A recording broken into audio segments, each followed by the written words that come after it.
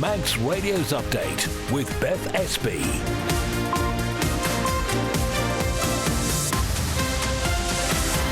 Well, Fastamai, good evening. How are you? It has just gone 5 this Tuesday night, and this is Update, a rundown of what's been happening news-wise on the island. Coming up before 5:30, what is going to happen with the family library? We'll bring you the details after it was debated in Tynwald this afternoon. The current level of bureaucracy in government is a nightmare. That's according to a former Chief Minister. And a more even playing field for the women's game is being promised this year when it comes to football. We'll have all of that, plus the weather, traffic and travel. And if you would like to get in touch, as ever, we really do welcome your thoughts. You can email the studio@manxradio.com, text 166 177. You can also find us on WhatsApp and messages for free on there as well. We'll start with a rundown of the main news headlines with Siobhan Fastamai. Fastamai. A Douglas woman charged with attempted murder has been further remanded. Jasmine Amber Elizabeth Cullivan of Heather Crescent appeared at Douglas Courthouse via LiveLink today. The Department of Education, Sport and Culture has spent £13,500 on a report and inspection of materials relating to broken tiles in the swimming pool at the National Sports Centre. The fault was first identified in November 2023, and a series of tests and analyses have been going on since then, resulting in part of the lanes remaining closed. A former Chief Minister says the level of bureaucracy in the island is causing a major problem, not just for ordinary people but also for government. Tony Brown was speaking before Tynwald's Constitutional and Legal Affairs and Justice Committee. It's a nightmare. The bureaucracy that's been introduced, certainly from my perception in the last 5 to 10 years, is just out of this. It's just out of control. And it's business as usual for a popular restaurant and wine merchant in Douglas, which is categorically not closing down. Wine Down has been operating on Duke Street since 2018, but has been placed up for sale by the current owners. Further afield, Baroness Casey, the woman behind a grooming gangs review, has called for calm on the subject of ethnicity. Her report revealed data on it is unreliable, but that there's an overrepresentation of suspects and offenders from Asian backgrounds. Campaigner Lucia Ray, though, says she doesn't want the next steps, including a nationwide inquiry, to be about politics anymore. We're in the here and now, and when you speak to survivors, they want to move forward. We can't keep regressing over who's not done what, pointing the fingers, and this has got to stop being used as a stick to beat each other over the head with. Iran's ambassador to the UK has clashed with MPs as he answers questions about the fighting with Israel, which is now in its 5th day. And TikTok is once again getting a last-minute reprieve before it goes dark in the US on Thursday. Donald Trump says he'll extend the deadline for Chinese owners ByteDance to sell the social media app. There are your headlines. News at 6. Thank you very much indeed, Siobhan. Now the weather brought to you by Manx Glass and Glazing. A lovely evening, actually. Sunny spells, dry, largely clear. Light winds and minimum temperatures tonight will be around 10. And tomorrow will be a dry day, patchy cloud allowing some hazy sunshine at times, and the top temperatures will be around 17. And then Thursday and Friday, fine and dry and increasingly warm. Wow, it sounds almost like summer, doesn't it? Sunset this evening, 9:54. Sunrise tomorrow morning, just before 4:45. Manx Glass and Glazing can supply and install single, double and triple glazing. Call 674 573 or visit the showroom on the Snugborough Trading Estate. If you run a small business or just need more room in the back, Philshore Vehicles has the perfect van or light commercial for all your needs and can sort out any finance. Based in the Tremode Estate, view philshorevehicles.im or call 49 51 49. A great night's sleep got even better with Zed's Bedding Store. From quality Beldorm bed linen and mattress protectors, fleece and woven throws to luxury duvets from the fine bedding company, Zed's Bedding Ramsey, next to Isle of Man Bank. SMS Trading have moved to 3 St Paul's Square, Ramsey. For flat pack to fully built, new or second-hand furniture, SMS Trading offer all-island delivery and man-in-a-van service. Call 315151 or find SMS Trading on Facebook. At Begode Cattery, we have been caring for animals for over 50 years. As a cattery, we care for customers' cats and treat them as our own. Contact Begode Cattery on 676 947 or find Begode Cattery on Facebook. You're listening to Update here on Manx Radio. It's just coming up to 5:05. Well, this afternoon, Tynwald has been debating on what steps it can or should take in response to the family library's pending closure. Christian Jones was in the chamber for us and has this report. The charity, which is known for its community and mobile service, has confirmed it will cease operations despite already receiving government support, including a subsidised building, fuel for its mobile library, and grants from Treasury totalling nearly £750,000. But its directors say the financial climate has made the library unsustainable. So we're not saying we've run out of money now. We're not saying that we're in debt or have a crisis problem. But with all responsibility, we have to look at whether something's sustainable. We don't want to get to any point in the future where we can't pay our staff or can't pay the bills. Douglas East MHK Jenny Farragher tabled a motion calling for government to intervene and set out urgent steps to prevent the closure. This is in many ways a love letter to an institution that has quietly supported so many lives, including mine. But others question the charity's governance and financial transparency. Onken MHK Julie Edge criticised the director's lack of openness, saying they've held the community hostage and brought the issue to government too late. To throw the towel in and say, that's it, we're packing in, knowing that they can do that, but actually, who are they holding hostage? All our young people, all our elderly people that are isolated in our communities. It's not actually Tynwald, it's the people that they serve, and I think they've actually done an injustice to the charity to actually do it in the manner that they have. Peel and Glenfaber MHK Kate Lord Brennan went further, describing the director's actions as politically strategic. What happened in reality was that the directors announced, we're closing the library, contact your MHK, putting us absolutely all on the spot as if it was something that, it's got red flags all over it, and I also worry too about the precedent that's being set, because there's many other organisations that operate there on a charitable level. A proposal by Treasury for further investigation passed, committing to urgent work with the charity and options to be brought to October's Tynwald. But with no extra funding promised and time running out, the library's future remains uncertain. Christian Jones reporting on the family library, which was debated in Tynwald today. Incidentally, if you go to our website and look for the family library story there from this morning, there's a lovely report from Lewis talking to some of the service users, and they outline why they feel that this is something that does need to continue. 7.5 minutes past 5. Well, the Enterprise Minister says a thorough debrief of this year's TT will take place after what he acknowledges has been a challenging year for the event.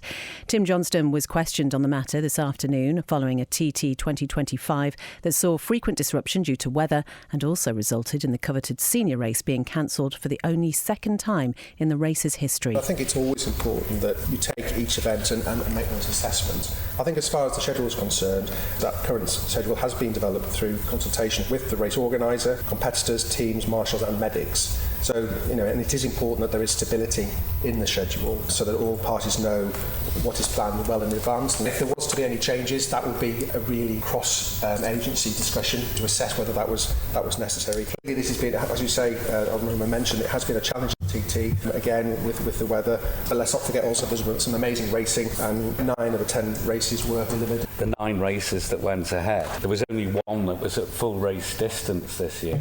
And also, we lost the senior TTs. How can that schedule be tweaked to give more certainty to the senior TT? What I would say, as I said earlier, is that it is important that these discussions are had, and they will be had now with all the stakeholders that I've mentioned. It's a little bit early yet to sort of get feedback. As I say, the event is finished, but certainly the initial responses will be coming back by the end of this month into early July, and ongoing throughout the year in other areas. So, I think it's important that we remember that this event is very much about cross-collaboration. Parliamentary, Mr Skinnish. The Minister considered consultation with the Manx residents as part of the debrief regarding the schedule with the senior race now being on the Saturday, just to understand the effect and impact on local people.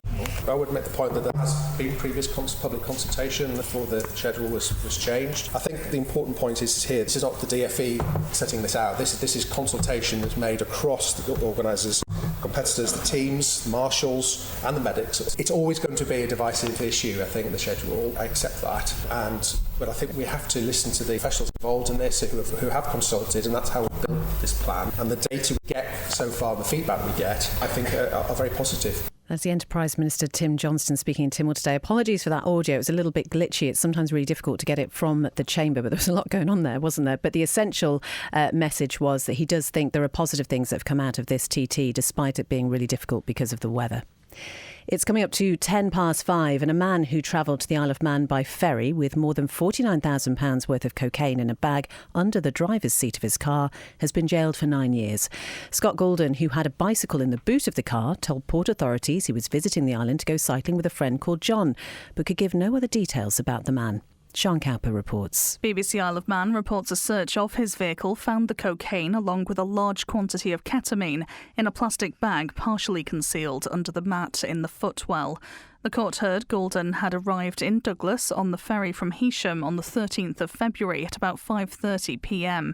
He tested positive in a drug wipe test for cocaine, and after officers noticed a small snap bag with traces of white powder in it sticking out of an empty cigarette packet on the passenger seat, he was arrested. A search of the car uncovered the ketamine, which had a street value of between £39,540 and £49,425, as well as cocaine under the seat. The court was told messages on his phone showed he'd previously travelled to the island on the 1st and 16th of October and the 21st of December to collect cash to take back to the UK, including a sum of £11,500. When questioned, he admitted he'd first come into contact with an organised crime group in October last year and had been making the trips to collect sums of money for £500 a journey. He said he'd then agreed to accept £5,000 to transport the drugs to the island as his business polishing car wheels was in trouble. He pleaded guilty to the importation of cocaine, the importation of ketamine, possession of both drugs with intent to supply and possession of cocaine. He also admitted 2 counts of driving under the influence of drugs and 3 counts of money laundering. Sentencing him, Deemster Graham Cook said his claim to have travelled to the island to meet a friend was just an out-and-out lie. He said the posters on display at the port in Heysham provided a clear warning of the penalties those importing drugs to the island would face. Goulden was also banned from driving for 5 years and will have to take an advanced test before regaining his licence, as well as being banned from returning to the island for 5 years after his release. Sean Cowper reporting. 5:12. Onchan commissioners are now working with the Isle of Man Prison and Probation Service to allow people doing community service to complete their unpaid work in the village.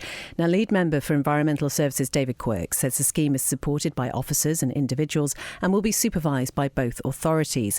He's been talking to local democracy reporter Emma Draper. Well, what it is, the officers themselves had discussions with the probation service, and part of the probation service is individuals who are not real hard criminals. We're talking about people who've been silly, probably been got fines and stuff like that, misdemeanors and so forth.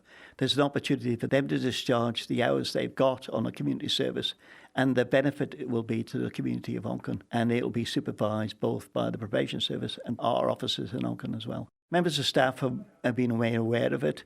As far as I know, there's no unhappiness about that.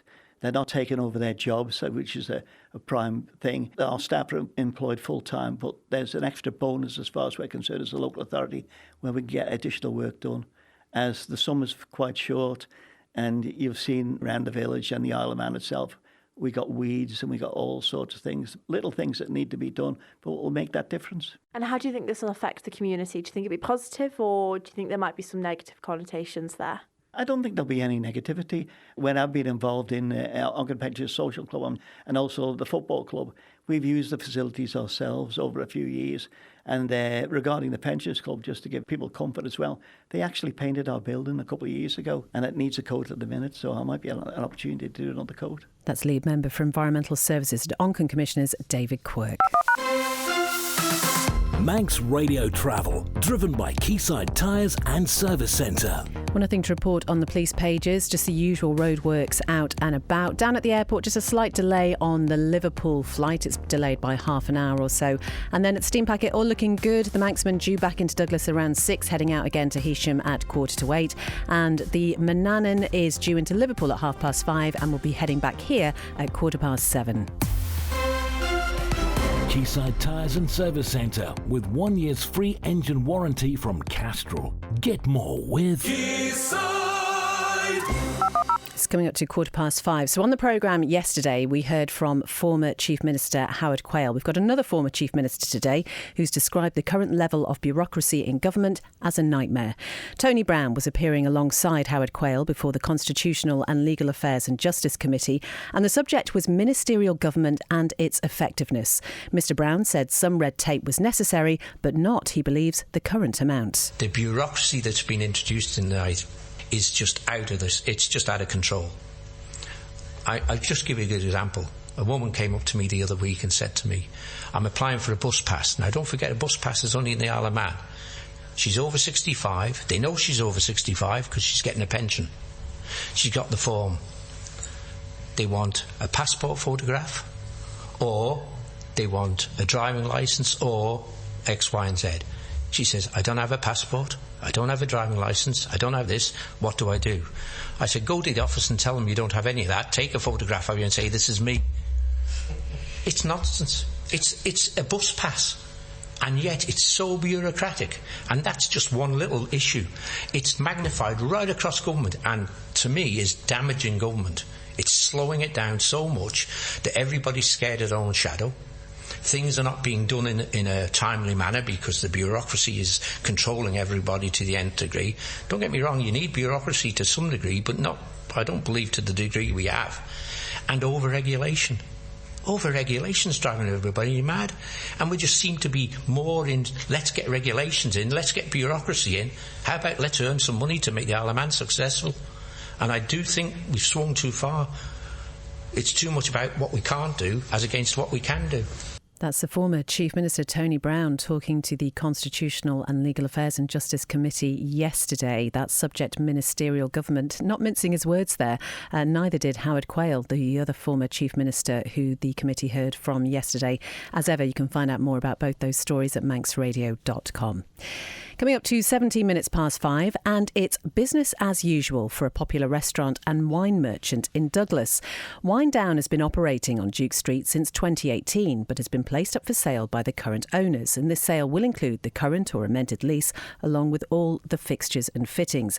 But not to worry, wine fans. Co-owner Anne Harrison told Howard Kane that Wine Down is categorically, most definitely not closing down. The reason for the sale now is purely to get a better work-life balance. When we started Wine Down, it was a combination of a passion of Roy's passion for food, my passion for wine, and wanting to share that passion with the residents of the Isle of Man by serving fine dining quality food, but in a relaxed environment surrounded by bottles of wine from all around the world.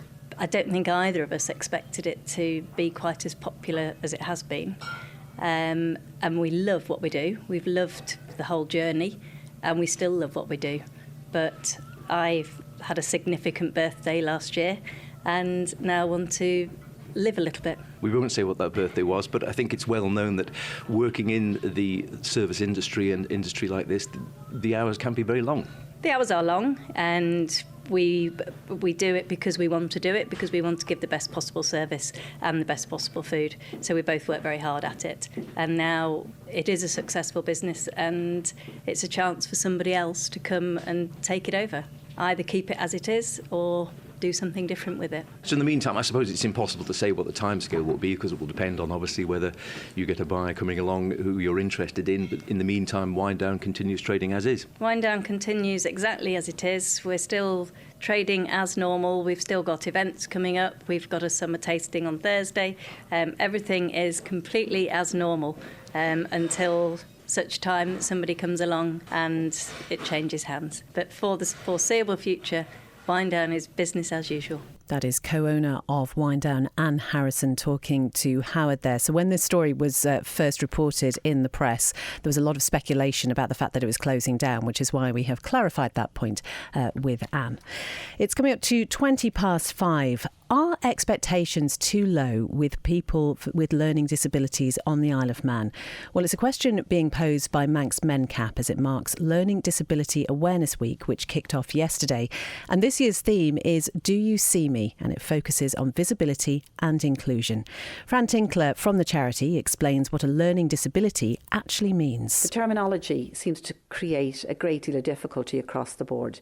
But the actual terminology for a learning disability is a reduced intellectual capacity. So it differs greatly from the likes of autism, from dyslexia, dyspraxia, and many of the other difficulties that are seen out there. They're termed as a difficulty. A learning difficulty arises because of how society puts pressure on people to develop. So the likes of dyslexia, they learn in a different way, but their learning is still as valuable and they can access information differently, but the progression intellectually will follow the same. If they have the right support and the right interventions put in place, their intellect will develop and their cognitive capacity will develop, whereas an intellectual disability is different. We will need support across the board for nearly everything that we do. We need support to function. We'll need support for everyday living. The theme for Learning Disability Week this year is going to be Do You See Me? Because many of our members, we don't see them. You know, they mix with their peer groups, they do things together, and they're not out in our society because we haven't made society available for them. So we have very few on island who are in employment. We have very few who can access mainstream social gatherings, and we're not as inclusive as we should be. We're getting better all the time, but we need more inclusivity. We need more people with an intellectual disability out there, many of them who can do great work in many, many areas, but who can't get employment. So that's really difficult for us, because unless we're starting to include them in everyday things, unless we're giving them employment, unless we're including them across the board, we're never going to see them. And that whole vibrant, busy community will stay unseen and unvalued. And that's really sad. That is Fran Tinkler from the charity Manx MenCap with some really thought-provoking comments there, I think. Much more again about that on the Manx Radio website. And this week is Learning Disability Awareness Week. 22 minutes just about past 5. Yeah, it's 5.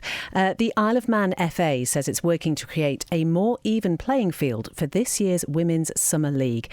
But as clubs enter the tournament through businesses, FA Women's Development Officer Jamie Lee Fern says they're looking at ways to encourage more newcomers to take part. One of the things that I've tried to kind of bring up to the existing teams and the existing managers that are in the Summer League is trying to spread the talent about as well. So, you know, we do have existing teams that will go into the Summer League, but we don't want that to be a deterrent to new players to the game. So one of the things that we are encouraging is that the teams themselves, even if it means entering 1 or 2 teams, have a mixture of their existing players and newcomers to the game. So that way their own players on their team will have fun. It's slightly less competitive for new players, and also for the new players that are playing against those established teams. They are not feeling like they're going up against Peel or Corinthians or a fully established team. They also feel like they've got a chance at winning that Summer League by having that mixture of players existing and new on the teams.